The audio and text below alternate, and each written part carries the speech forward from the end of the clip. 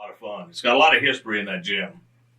Back in the 1930s, and it became popular, the community felt like, hey, we need something bigger where more people can go. So that's when they built what is the James Shields Memorial Gymnasium. It began construction in November of 1937. And they later, as went through the years, eventually in 1959, expanded the seating to just about 4,000. But they still used the gym for their high school games. So Seymour hosted the sectional virtually the entire time that Shields Gym was open.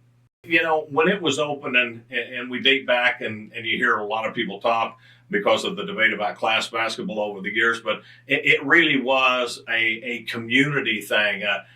Everybody went to the basketball games back in the 1950s and the 1960s, and it was a real community gathering place. And it was kind of a place of honor, quite frankly. I mean, it's hard to look at it now and maybe picture that because of the way buildings are made now. But at the time, in the 50s and 60s, it was one of the better gyms in the area, obviously, seating 4,000, which was a pretty big gym at the time. And the community had not only great pride in it, but, once the doors opened, there were always people there. It's so funny because they had doors on the ends where they didn't have seating. And even I could remember my dad telling me about games where the power went out. They literally opened those doors, and there were like doors all along the end, pulled cars up and turned the headlights on, gave lights so they could continue the game. It was just a place of great community pride, and obviously the community really supported it. Just for myself in the 1960s, it was incredible. I think once Scottsburg joined the sectional, and we played them in early February in a regular season game there. And there's a lot of people that consider that one of the best games in Indiana high school basketball, certainly at the time. Scottsburg was unbeaten, obviously, as I mentioned, ranked in the top 10, and Seymour had a 10-point lead in the fourth quarter. Scottsburg, with their famed full-court press, came back, took the lead, and a Seymour player was fouled. Barron Hill, who ended up being an Indiana All-Star as well, just like Bill James, was fouled with no time left on the clock. Free throws to tie the game to force overtime, and the two free throws he hit tied the score at 100-100.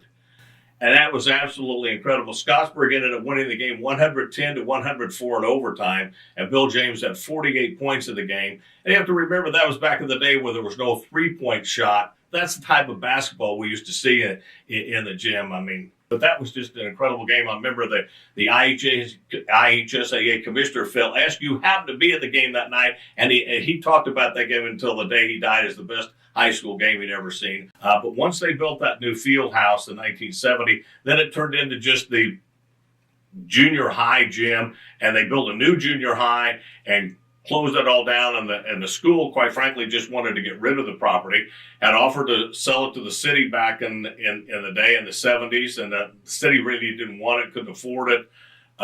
So it ended up being a Bible college for about a 3-year span, and they took good care of the gymnasium at the time, but then the Bible college closed, and it was bought by some private citizens here in Seymour. So eventually they tore down the old school, and I think that was in 1998. The old school itself was torn down, but the gym remained.